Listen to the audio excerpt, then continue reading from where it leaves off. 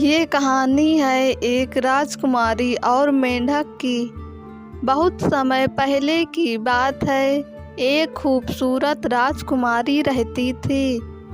कई सारे प्रेमी एक पुरुष जो किसी खास महिला से शादी करना चाहता था, उससे शादी करने के लिए महल में आए। हालांकि राजकुमारी को ऐसा लगा कि उनमें से हर कोई उसे देखे बिना ही उसे देख रहा था।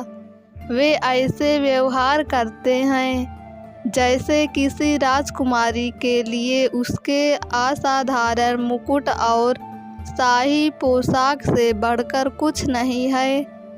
उसने गंभीरता से अपने आप से कहा। ऐसी ही एक यात्रा के बाद एक दोपहर राजकुमारी ने सोचा, कभी कभी मुझे लगता है कि मैं फिर से छोटी हो गई होती।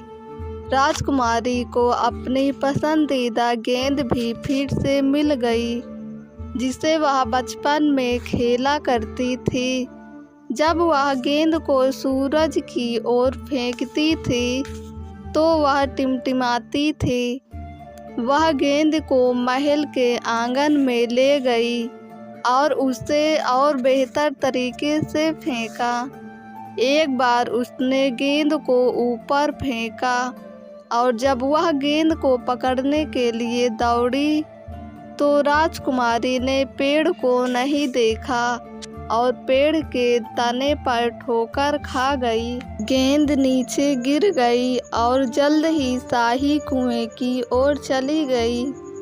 राजकुमारी ने गेंद को बचाने के लिए उसकी ओर दौड़ लगाई।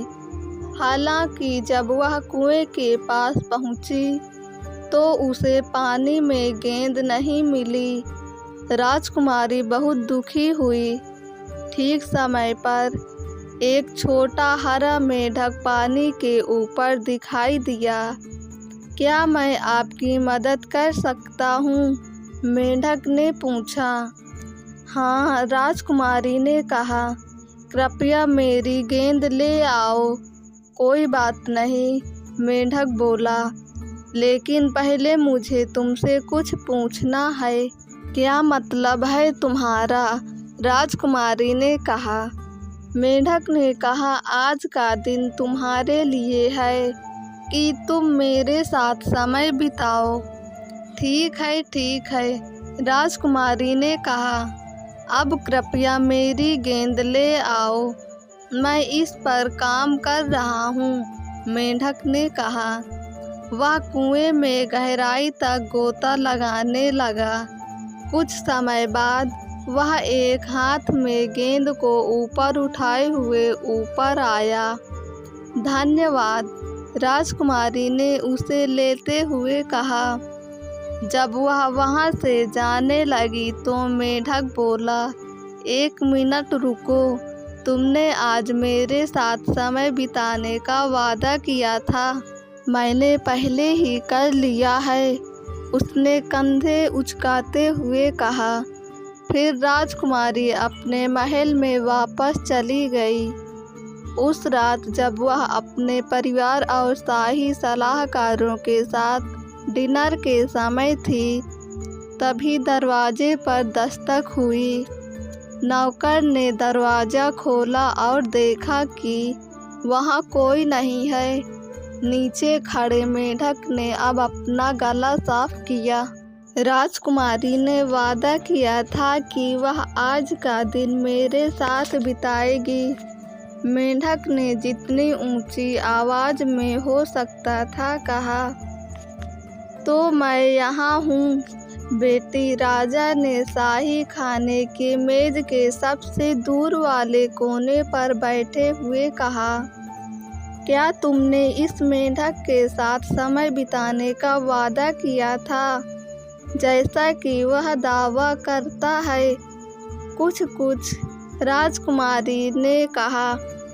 कुछ देर चुप रहने के बाद उसने कहा, अच्छा, अंदर आ जाओ।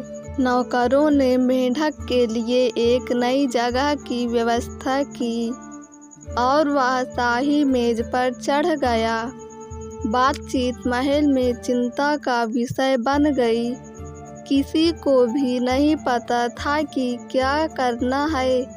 पिताजी, अगर मैं ऐसा कर सकती हूँ, राजकुमारी ने कहा। शायद हम।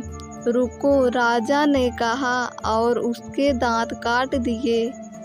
अगर मुझे इजाज़त हो तो, मेंढक ने खाने की मेज पर अपने स्वर में कहा। एक राजकुमारी के लिए उसके असाधारण मुकुट और शाही पोशाक से कहीं अधिक कुछ है। राजकुमारी मेंढक को घूर कर देखने लगी। सोच रही थी कि वह इस तरह की चीज़ को कैसे पहचान सकता है। भोजन समाप्त होने के बाद मेंढक ने राजकुमारी को प्रणाम किया। मेंढक ने कहा, तुमने जो कहा था वह पूरा कर लिया है। मुझे लगता है कि अब मेरे जाने का समय हो गया है। नहीं, रुको, राजकुमारी ने कहा। इतनी देर नहीं हुई है। बगीचे में टहलने के बारे में क्या ख्याल है? मेंढक खुश था। वे दोनों शाही बगीचे में टहल रहे थे। मेंढक पत्थर की दीवार के साथ साथ उछल रहा था ताकि वह और राजकुमारी एक ही स्तर पर हों और आसानी से बात कर सकें। वे कई बातों पर हंसे। बाद में सूर्यास्त के समय उन्होंने आसमान में छाए गहरे गुलाबी रंग की प्रशंसा की। राजकुमारी ने कहा कि मेंढक के साथ रहना राजकुमारी के लिए बहुत सुखद समय था। मेंढक ने कहा, मैंने भी बहुत अच्छा समय बिताया। राजकुमारी ने हंसते हुए कहा, कौन जानता था। वह झुकी और मेंढक के गाल पर धीरे से चूमा। तुरंत ही बादल और धुआं फूट पड़ा और हरा मेंढक अब एक युवा राजकुमार में बदल गया। राजकुमारी को यह सुनकर बहुत आश्चर्य हुआ।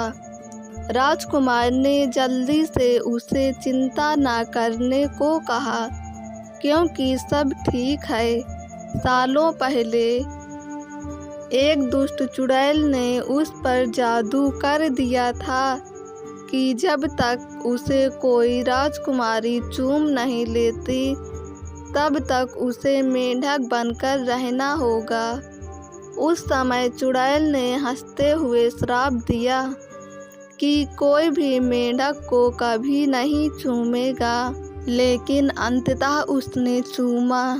अब राजकुमार और राजकुमारी एक दूसरे को बेहतर तरीके से पहचान सकते थे। सालों बाद जब उनकी शादी हुई तो उन्होंने बाल के साथ एक सुंदर सेटिंग बनाई और उसे अपने शाही खाने की मेज पर रख दिया।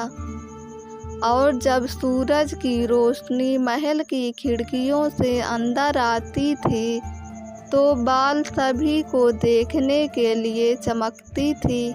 राजकुमारी और मेंढक की कहानी से हम यह निष्कर्ष निकालते हैं कि हम सभी का लोगों से एक संबंध होता है और हम उनसे नियत समय पर मिलते हैं। जो होना है वह होगा और वह भी तय समय पर।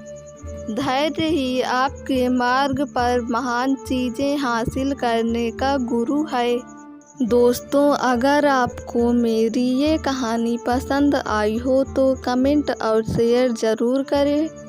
इसी तरह की कहानी को सुनने के लिए हमारे YouTube चैनल को सब्सक्राइब करें और बेल आइकन को क्लिक करें।